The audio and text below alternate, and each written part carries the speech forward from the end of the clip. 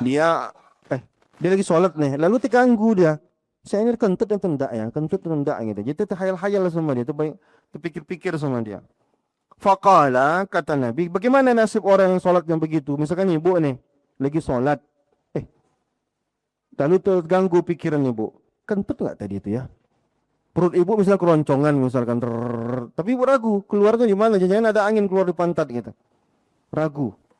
Faqala, kata Nabi, la yanfatil aw la yansarif. Jangan berpaling dari sholat, tetap lanjut sholat. Semua kebaikan yang terjadi di sini akan mengalir kepada Anda. Hanya karena kita masih hidup tidak bisa melihat itu amal. Tapi kalau kita sudah meninggal dunia, akan melihat amal terus mengalir pada kita. Jadilah orang kaya di akhirat nanti. Dengan menanam saham modal di tempat ini, tempat mulia. Bismillah. Kalau Anda fakir, semoga Allah berikan kekayaan pada Anda. Jika Anda sempit rizki, semoga dilapangkan.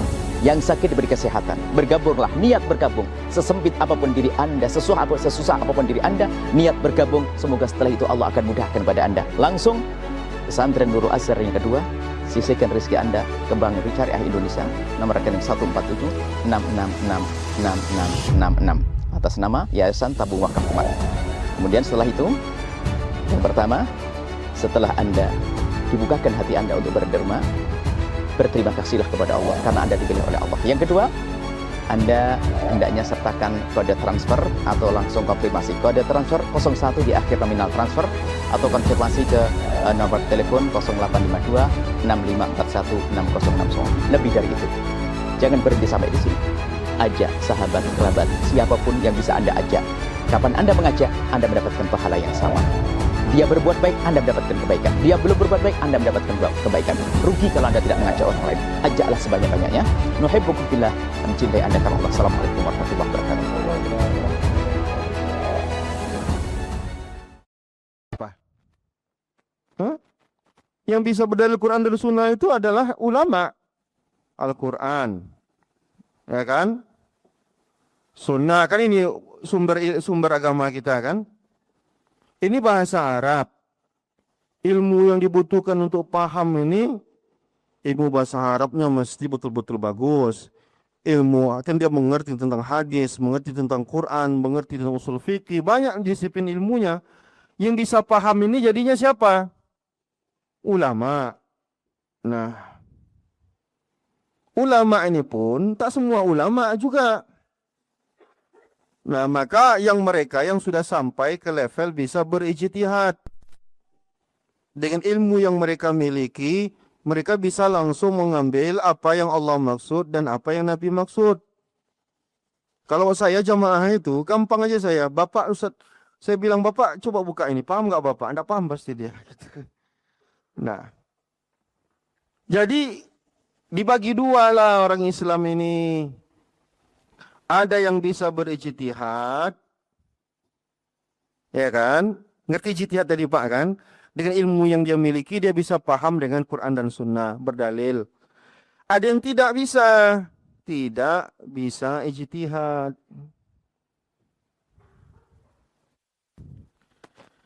Kalau orang yang ini, dia beragamanya langsung Pak. Nggak boleh ikut-ikut orang. Sekelas Imam Syafi'i, sekelas Imam Maliki, dengan ilmunya kan dia udah cukup. Tapi kalau orang begini, tak bisa dia langsung kemari, tak paham dia. Apa maksud Allah ini? Tak paham dia kan? Jadi melalui mana dia? Dia harus kemari dulu. Kemari, baru kemari. Paham maksudnya? Ini baru kita pahamkan jemaah kita, biar ngerti dia. Karena orang ini kan tak paham apalah maksud Allah ini. Apalah yang dimaksud Rasulullah ini kan tak paham dia. Jadi bagaimana cara dia beragama? Dia ngikut kemari. Orang yang di sini itu dua pula macamnya lagi. Ada yang ustadz,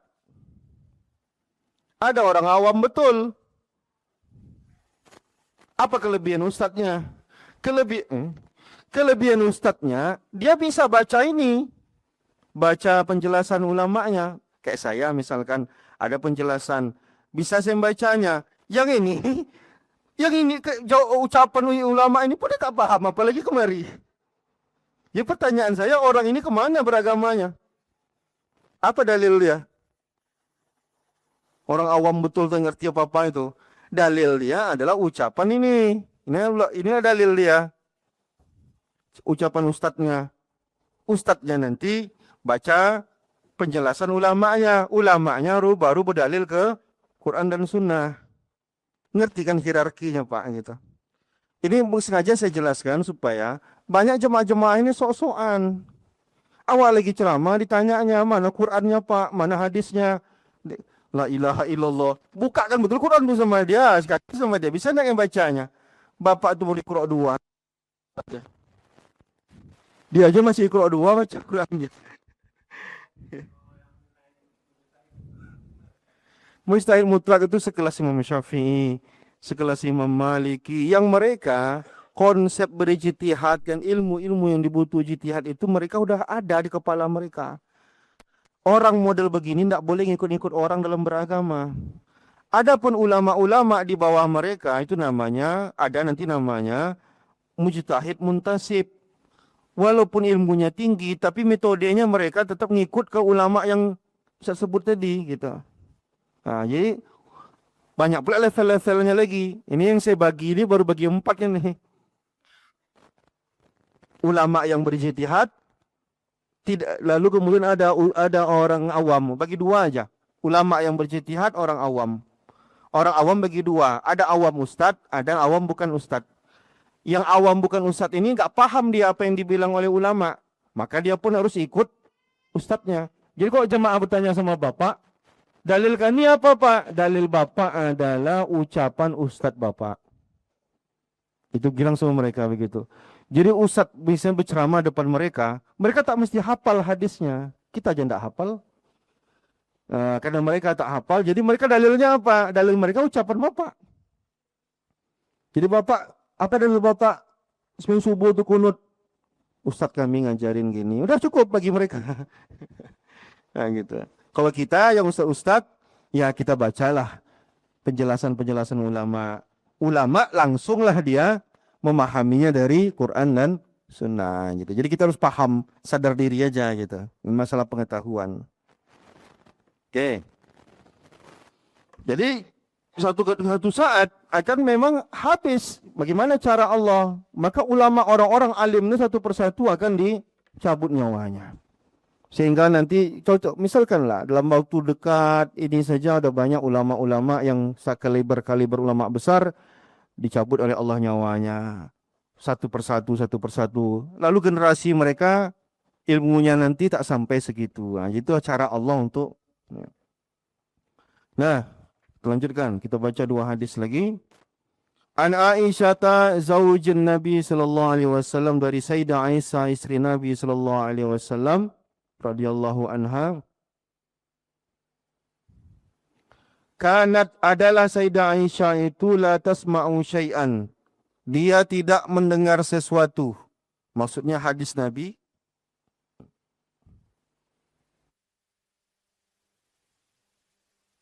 La ta'rifuhu, yang dia tidak memahaminya. Yang tak semua pula dipahami kan, perlu penjelasan. Illa raja'at fihi, melainkan Sayyidah Aisyah akan memurojaahnya lagi. Hatta ta'rifahu, sampai dia memahaminya.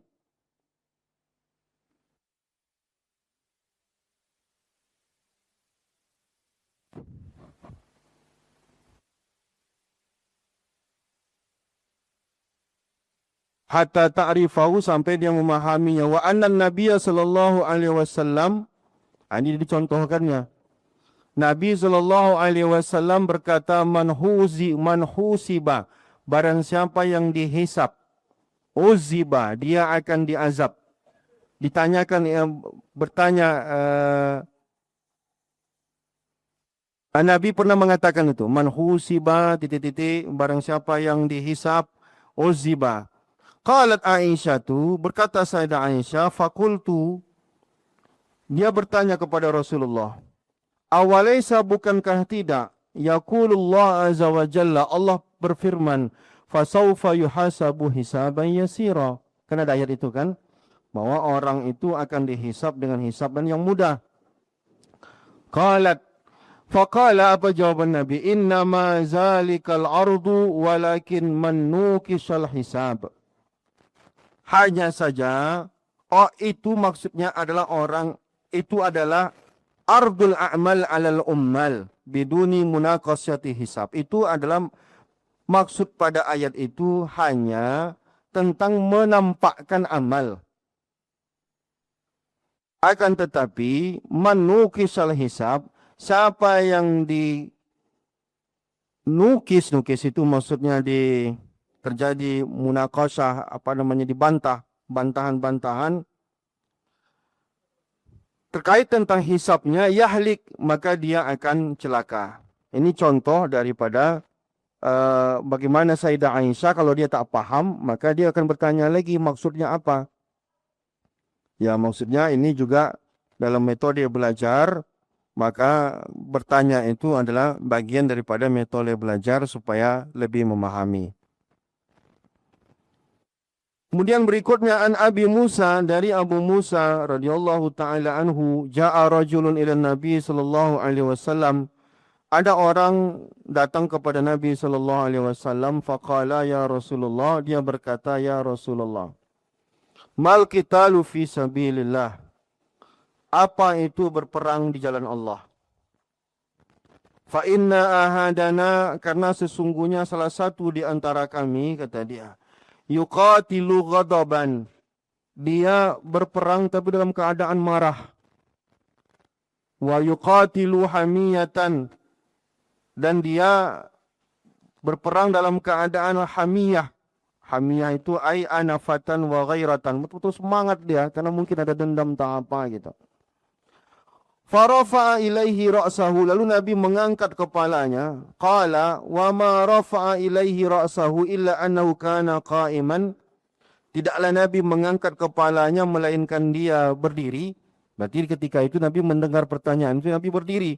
Kata Nabi, man qatala litakuna kalimatullahi hiyal ulya, siapa yang berperang agar kalimat Allah la ilaha illallah ini ditegakkan tinggi, disegani, fahuwa fi sabilillah azza wa jalla, maka orang itulah yang disebut dengan fi sabilillah. Ini berkaitan dengan keikhlasan. Maka di sini juga menunjukkan bahwa kita dalam belajar pun perlu keikhlasan. Nah, jadi belajar pun kalau ilmu banyak, kalau tidak ada keikhlasan, ya kita juga sia-sia gitu. Wallahu alam. Kita lanjutlah dikit lagi ya. Kita masuk ke bab baru, Kitabul Wudu, yaitu pembahasan tentang wudu.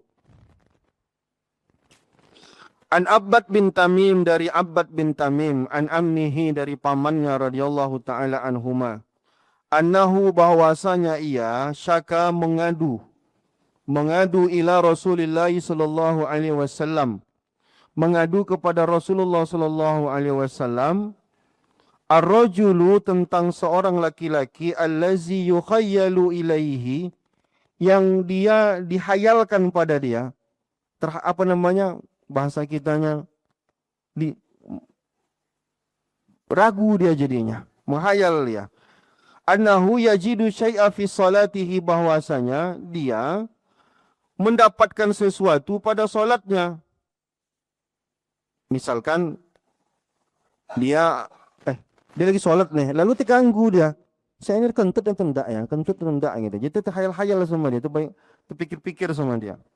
Faqala, kata Nabi, bagaimana nasib orang yang solat yang begitu? Misalkan ibu nih, lagi solat. Lalu terganggu pikiran ibu. Kentut enggak tadi itu ya? Perut ibu misalnya keroncongan misalkan, tapi ibu ragu, keluarnya gimana? Jangan ada angin keluar di pantat gitu. Ragu. Faqala, kata Nabi, la yanfatil aw la yansarif, jangan berpaling dari solat, tetap lanjut solat. Ini dalil bahwa orang kalau masalah wudu ini batal atau tidak, pakai yang yakin. Paham maksudnya yakin? Makanya ada kaidah dalam fikih, al-yaqinu la yuzalu bisyak. Keyakinan itu tidak boleh dihilangkan dengan ragu. Ini ragu. Dia udah yakin dia udah berwudu, tapi ragu dia batal atau tidak, maka dia tetap pakai yang yakinnya. Ragunya tak dia pakai. Hatta sampai, kata Nabi, yasma'a sautan, dia betul-betul mendengarkan ada suara. Kenapa? Kalau suara memang meyakinkan. Kata dia. Aku tidak kentut, aku ragu aja, kata dia. Kan tidak mungkin. Orang udah kedengaran kok suaranya kok ragu pula gitu. Itu masalahnya cuma macam kejolok-jolok pantatnya. Ini kentut itu apa ya? Kentut itu bukan nih. Maka berarti dia ragu, maka dia jangan berpaling dari sholat, lanjut aja sholatnya. Nah, gitu. Ini biasa dipakai oleh ulama sebagai dalil bahwa segala sesuatu yang meragukan tidak dapat mengalahkan yang meyakinkan. Yang yakin apa? Dia berwudu. Yang ragunya apa? Kentut atau tidak gitu. Au yajidarihan atau tercium dia bau. Kentut kau? Enggak. Kok bau? Ya, apa kata dia? Ragu aja kata dia. Kentut itu meyakinkan. Kalau kentut itu yang membuat dia yakin ada dua. Apa itu? Suara dan bau aja gitu ya. Jadi kalau ada suara sama bau kedapatan ya tidak ada ragu-ragu lagi kita. Nah, tapi kalau tidak ada bau, tidak ada suara, lalu dia ragu saja kentut enggak, maka itu meragukan. Kata Nabi, la yanfatil, berarti anggap wuduknya masih ada. Ini sama nih, bicara contoh gini. Ini sering terjadi gitu ya. Kita maghrib ikut pengajian. Sebelum maghrib tadi kan kita ada berwudu. Sah wuduk kita, sholat maghrib kita, berwuduklah kita dengan wuduk yang sah. Lalu kita ikut pengajian sampai maghrib. Oke. Sampai isya. Pas isya ini mau sholat. Tapi kita ragu. Udah batal belum tadi ya? Nah, kira-kira batal tak wuduknya? Pakai kaedah ini tidak batal. Kenapa? Karena ada yang meyakinkan dan ada yang meragukan. Yang meragukan yang mana di situ? Batal atau tidak wuduknya? Yang meyakinkannya apa? Yang meyakinkan tadi sebelum maghrib dia udah berwuduk, sholat gitu. Jadi yang yakin 100% tidak bisa kalah dengan yang meragukan. Oleh karena itu dia anggap aja wuduknya masih ada. Nah, jadi dia itu kaedahnya. Tajdid wudhu itu kan sunnah hukumnya. Artinya wuduknya masih ada, wuduk lagi dia. Kan sunnah saja hukumnya kalau dia mau. Tapi kan kalau tajdid wudhu itu pun berarti bukan berarti kalau wuduknya yang tadi sudah batal tertutupi dengan ini. Karena ini niatnya niat wudhu, niat wudhu sunnah. Kalau dia masih ingin betul-betul meyakinkan, kencing aja dia top, wudhu lagi dia. Itu selesai urusan gitu. Atau kentut betulan dia, gitu dia. Selesai urusan. Nah, tapi kan tak semua orang pula yang seperti saya jelaskan, di mana-mana ada air, kan tak semua orang. Ada orang memang wudhu itu sayang betul dia. Nah, gitu. Misalkan di Arab, beberapa daerah di Arab itu air tak seperti kita, air itu betul-betul hemat. Nah, gitu. Tapi kalau kita kan kelebihan pula air kita kadang. Sampai jalan itu pun jadi kolam renang dia. Nah, gitu. Allahu a'lam. Ada lagi yang ingin diskusi? Silakan.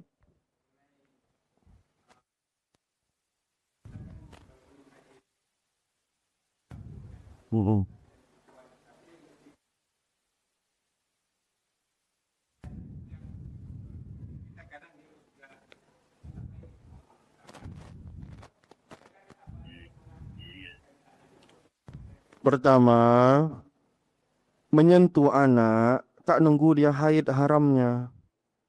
Anak yang belum haid pun bisa haram kalau tubuhnya sudah seperti tubuh yang dapat mendatangkan nafsu. Paham ya? Ada anak misalkan agak tegap badannya, masih kecil dan enak nengoknya gitu. Masih umurnya mungkin masih 9, tapi awak nengoknya udah sur gitu. Ada peluangnya, walaupun belum haid dia, itu udah nggak boleh. Kalau dia masih ingus-ingusan, kita pun tak nafsu nengok dia, masih anak kali ya baru kita tanya. Kita pastikan, kamu bersalaman sama saya, kamu udah haid belum? Nah, cuman kalau kita tengok dasur kita, haid tak haid pun jangan dipegang, haram hukumnya. Tak nunggu dia haid. Ya karena kan kita kan ngajarin anak-anak, masa kita pula mempraktekkan kayak gitu. Tentu kita kalau bisa anak kecil perempuan, karena kita dalam mendidik dia, walaupun boleh kita pegang, kita ajarkan dia untuk tidak memegangnya. Supaya dia tahu ada batasan gitu. Walaupun boleh kita pegang, tapi dalam rangka untuk mendidik dia, yang laki-laki, yang perempuan, nak jangan pegang-pegangan ya, walaupun sama ustadz gitu. Soalnya anak-anak yang masih 4 tahun, 5 tahun itu oke gitu kan. Jangan kan itu anak kampus saja dosennya bersalam-salam sama mahasiswa. Tahulah mahasiswa-mahasiswi ini dia bersalamnya diletak nempelnya ke pipi yang gitu. Terasa sama dosen tuh lembutnya. Gitu. Panjang lah urusan. Ya kita kan apalagi kita ustadz, kita guru ngaji, yang kayak gitu tuh ya dalam rangka mendidik. Kita pengen dia juga belajar untuk menghindari dari kecil dia kita pisahkan duduknya, jangan dia berselore laki-laki perempuan gitu. Apalagi masalah pegang-pegangan. Tapi kalau kita cari tentang hukum, yang seperti saya tanyakan tadi, terkait tentang hukum, tak nunggu dia haid dilarang. Bosok tahu enggak, laki-laki pun ada yang haram hukumnya dipegang menurut Imam Nawawi. Tengok kitab-kitab Al-Azkar. Bahkan laki-laki pun ada yang haram hukumnya kita pegang. Diistilahkan dengan Al-Amradul Hasan. Al-Amradul Hasan itu laki-laki wajahnya good looking kali. Tak ada jenggotnya, tak berkumis dia, mukanya licin, selicin-licinnya misalkan. Kalau awak ini kan muka-muka kena lumpur semua gitu, jadi aman gitu. Ini ada orang terawat betul dia sama bapaknya. Ya, terawat betul, putih, licin, berbulu, tidak gitu. Itu aja yang model begitu aja, haram kita untuk megang-megang dia. Salam sama dia. Lihat kitab Al-Azkar itu dijelaskan. Maka laki-laki, kalau kita punya anak laki-laki, biarkan dia jatuh-jatuh dia, biar agak coba-coba dikit. Biar jangan terkacau kategori itu. Nah, biarkan dia agak sangar sedikit. Suruh dia pelihara jenggotmu nak, biar garang dikit gitu kan. Kok bisa berkumis dia. Kalau udah mukanya culun nanti masuk dalam kategori itu, tak boleh dipegang-pegang dia. Nah, kalau ada perempuan pelihara lah. Kalau laki-laki itu biarkan tersungkur-tersungkur dia, terantuk-terantuk dikit dia nggak apa-apa gitu. Biar dia jangan masuk dalam kategori Al-Afradul Hasan itu tadi gitu. Nah, laki-laki jangan elok betul perawatannya. Nah, apalagi perempuan gitu. Laki-laki tidak boleh ngelonggali. Nanti jadi masuk dalam kategori itu kalau kitab Al-Azkar itu dalam babul fasal tentang musafaha itu dijelaskan oleh Imam Nawawi. Nah, gitu. Kalau awak-awak ini kan ya apalagi kalau berdakwahnya di pinggir palas ini yang dihadapi lumpur segala macam gitu.